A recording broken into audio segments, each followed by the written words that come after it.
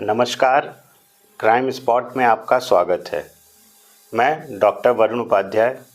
आज crime spot के इस एपिसोड में हम एक ऐसे अंडरवर्ल्ड डॉन की बात करेंगे जो आईएएस बनने के सपने देख रहा था, लेकिन परिस्थितियों ने उसे अंडरवर्ल्ड में ढकेल दिया।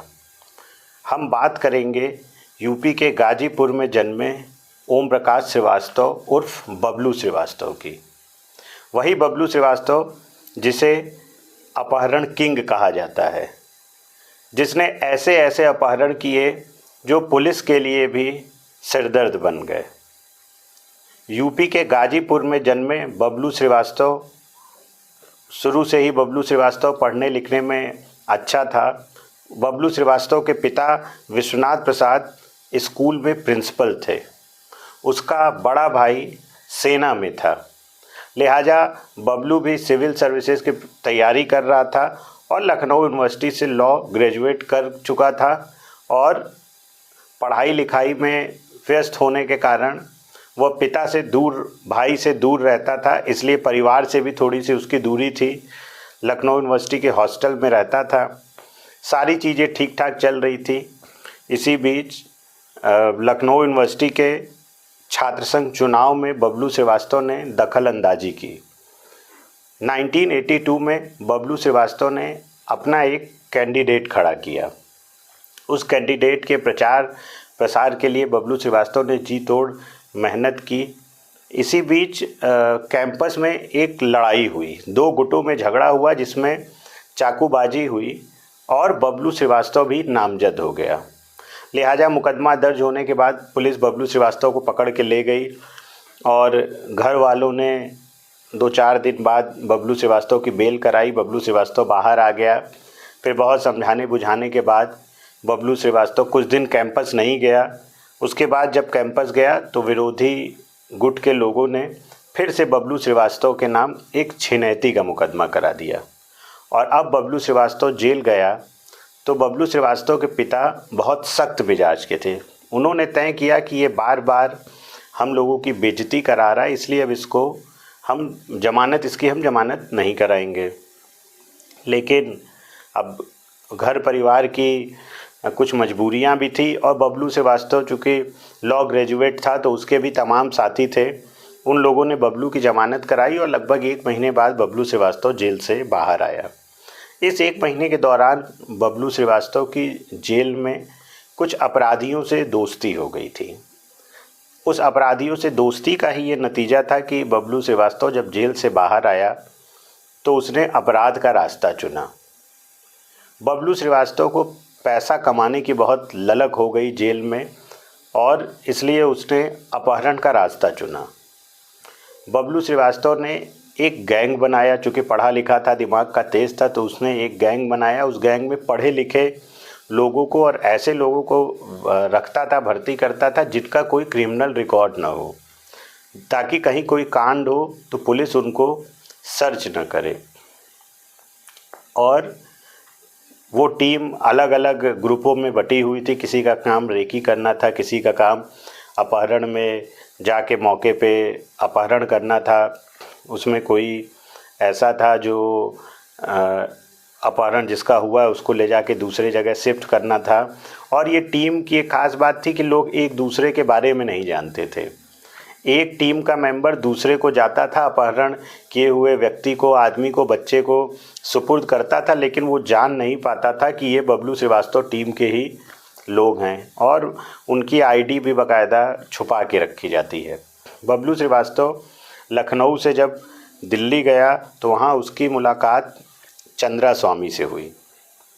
सूत्र बताते हैं कि चंद्रा स्वामी के साथ भी उसने मिलकर बहुत सारी फिरौतियाँ ली, अपहरण किए, काले कामों में व्यस्त रहा, लेकिन कुछ पैसे के लेन देन को लेकर उसके संबंध चंद्रा स्वामी से खराब हो गए। कहीं से कोई 10 करोड़ की फिरौती आई थी जो चंद्रा स्वामी ने रख लिया और बताया कि वो पैसे अभी आए नहीं हैं।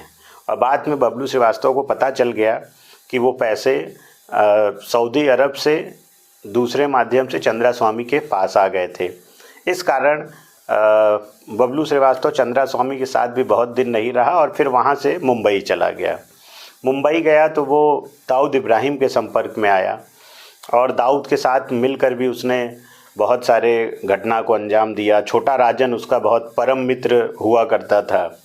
और बबलू श्रीवास्तव की एक ख़ास बात थी कि ये अपहरण कभी भी 10 लाख 20 लाख के लिए नहीं करता था। जो सबसे छोटी रकम होती थी वो भी 1 करोड़ के ऊपर होती थी।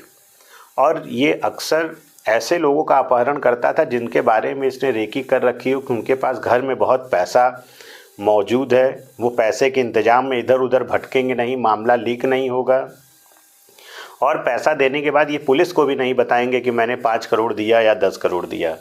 एक तरह से जो ऐसे बिजनेसमैन, डॉक्टर जिनके पास बहुत सारा ब्लैक मनी था, उन्हीं के परिवार के सदस्यों को ये उठाता था और पैसा भी कभी भारत में नहीं लेता था।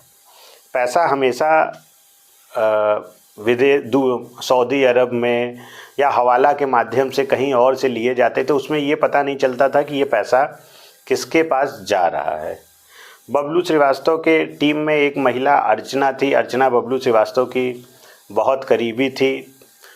उसका भी मेन पेशा यही था कि वो जिसका अपहरण होना है उसके कंपनी में या उसके किसी हॉस्पिटल में ये जाती थी और नौकरी के रूप में खुद को वहाँ पेश करती थी। उसके बाद इसका काम रहता था उनके आने जाने का समय, तमाम इन्फॉर्मेशन कलेक्ट करना और बबलू श्रीवास्तव को देना। एक अपहरण के लिए बबलू श्रीवास्तव सीबीआई ऑफिसर बन के 4 लोगों के साथ गया और पूरे सिक्योरिटी के साथ रहने वाले बिजनेसमैन को गाड़ी में बिठाकर पूछताछ के नाम पर ले गया और बाद में 10 करोड़ की फिरौती लेकर उनको छोड़ा। हालांकि बहुत कम ही मामले बबलू श्रीवास्तव के थानों में दर्ज हैं, लगभग 60 मामले दर्ज हैं। बहुत सारे में वो बरी हो चुका, बहुत सारे में लोग आए और बबलू को पहचाने नहीं। और इन सारी चीज़ों के बीच मॉरिशस से बबलू श्रीवास्तव पकड़ा गया और 1995 में उसका प्रत्यर्पण कर उसको भारत ले आया गया। तब से बबलू श्रीवास्तव यूपी के बहुत सारे अलग अलग जेलों में बंद है, हाई सिक्योरिटी सेल में है, क्योंकि दाऊद इब्राहिम से भी उसको थ्रेट है। मुंबई बम ब्लास्ट में इसने दाऊद इब्राहिम को धमकी दिया था कि यदि इस तरह की कोई घटना होगी तो मैं तुम्हें ज़िंदा नहीं छोड़ूंगा।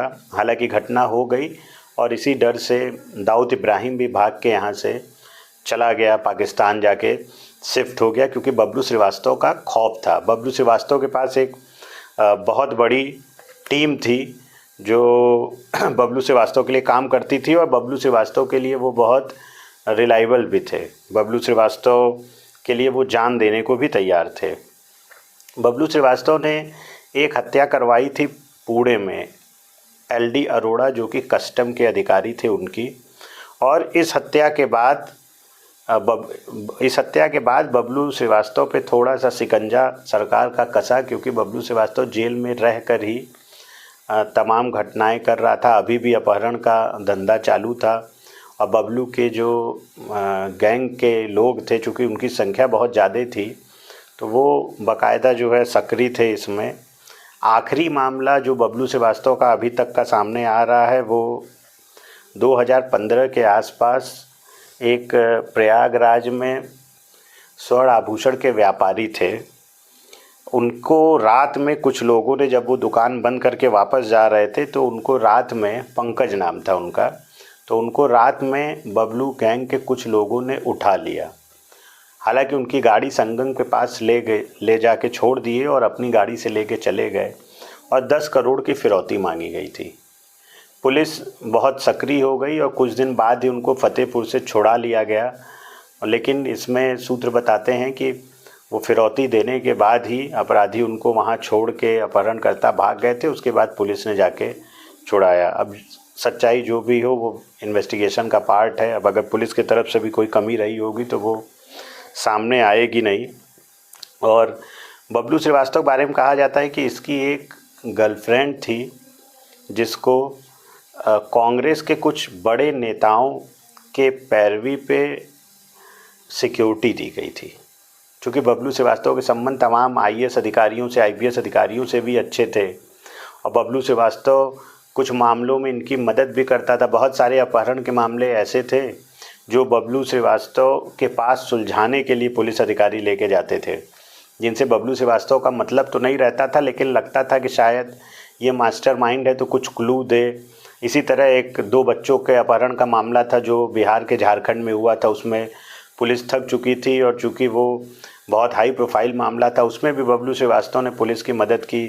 सारे ऑडियो पुलिस सुनाती थी, जो फिरौती के लिए कॉल उसके घर आती थी, उसे बबलू श्रीवास्तव ने ही एक क्लू दिया था कि ये, चूँकि पुलिस 1 किलोमीटर के रेडियस में पहुंच गई थी, लेकिन पर्टिकुलर वो घर पुलिस खोज रही थी जहां अपहरण करता हो और सीधे पहुंचा जाए, जिससे कि बच्चों को सुरक्षित छुड़ा ले। तो बबलू श्रीवास्तव ने ही सारी रिकॉर्डिंग सुन के बताया कि देखिए, ये जहां भी अपहरण किया गया, जहां से ये फ़ोन आ रहा है, वहां आसपास काम चल रहा है, क्योंकि बुलडोज़र चलने की, सड़क बनने की कुछ इस तरह से आवाज़ आ रही थी। फिर पुलिस ने ट्रेस किया कि इस 1 किलोमीटर में किस घर के बगल में सड़क बन रहा है, वो ट्रेस हो गया। अब ये कंफर्म हो गया कि आवाज़ ये वहीं से थी, यानी घर यहाँ। फिर वहाँ भी लगभग 25 से 30 घर थे, तो सबको ट्रेस करना, और समय कम था क्योंकि अपहरण करने वाले बार बार 1 घंटे का समय, 2 घंटे का समय देते थे। फिर जब एक ऑडियो बबलू को भेजा गया तो बबलू ने सुन के बताया कि कहीं आसपास पेंटिंग का काम चल रहा है घर के बहुत नज़दीक, क्योंकि वहाँ कुछ पेंटर आपस में कुछ बात कर रहे थे पेंट को लेकर। कोई ऊपर चढ़ा हुआ था, मिस्त्री था, तो उसी से फिर जो है वो भी ट्रेस हुआ। तो पता चला एक घर ऐसा था जिसके बगल में पेंटिंग का काम चल रहा था, और वहाँ 2 ही घर थे। तो पेंटिंग वाले घर में सिर्फ मिस्त्री वगैरह ही थे, मालिक नहीं थे। और एक दूसरा घर था जो पुलिस को संदिग्ध लग रहा था, क्योंकि हमेशा उसमें 4-6 आदमी ही आते जाते दिखते थे। तो फिलहाल पुलिस वहाँ भी जो है पेंटर के रूप में ही घुसी और उन बच्चों को छुड़ा के ले आई। तो बबलू श्रीवास्तव पुलिस प्रशासन की मदद, जब पुलिस प्रशासन इस तरह के मामलों में फंसता था तो बबलू श्रीवास्तव मदद भी करता था। बबलू श्रीवास्तव फ़िलहाल अभी जेल में बंद है, बरेली जेल में बंद है। जेल प्रशासन ने भी उसकी रिहाई के लिए पत्र लिखा है, चूँकि लगभग 28 साल से ज़्यादा उसको जेल में हो चुके हैं और उसका आचरण भी ठीक है। और 2015 में उसका एक प्रयागराज के अपहरण में नाम आया, उसके बाद ऐसा कहीं उसका कोई नाम नहीं आया। बबलू श्रीवास्तव ने लगभग 3 किताबें भी लिखी हैं, उसमें अपनी जीवनी और अलग अलग अपराधों के बारे में लिखी है, अपनी कुछ अधूरी ख्वाहिशें लिखी हैं। तो ये थी बबलू श्रीवास्तव की कहानी, जो कि कैसे आईएएस बनते बनते अपहरण किंग बन गया। बबलू श्रीवास्तव लॉ ग्रेजुएट था, लेकिन उसने अपने दिमाग का उपयोग गलत जगह किया। इस तरह के व्यक्ति अपराधी क्यों बनते, इसका एक बहुत बड़ा कारण जेल भी है। जिस जेल को भारत में जेल की स्थापना सुधार गृह के रूप में किया गया है, मतलब कि लोग वहाँ जाएंगे, सुधरेंगे, लेकिन असल में जो जेल जाता है वो बिगड़ जाता है। सुधरा तो अभी तक तो सुधरने के मामले बहुत कम मिलते हैं, लेकिन ज़्यादातर ऐसे मामले मिलते हैं कि बहुत पढ़ा लिखा व्यक्ति जेल गया और बहुत बड़ा क्रिमिनल बन गया, क्योंकि जेल जाने पे वहाँ उसकी दोस्ती ही ऐसे लोगों से हो जाती है और फिर जेल का माहौल और सारी चीज़ें देख के उसको लगता है कि यही है कानून की सच्चाई जो बाहर पाठ पढ़ाया जाता है। अंदर जेल में कैदी वो सारी सुविधाएं पाते हैं जो बाहर एक आम आदमी को नहीं मिल पाती है, इसीलिए वहाँ कोई सुधरता नहीं है बल्कि बिगड़ जाता है। क्राइम स्पॉट से जुड़े रहें। इस तरह की कहानियों को सुनने के लिए क्राइम स्पॉट को लाइक करें, सब्सक्राइब करें। नमस्कार, धन्यवाद।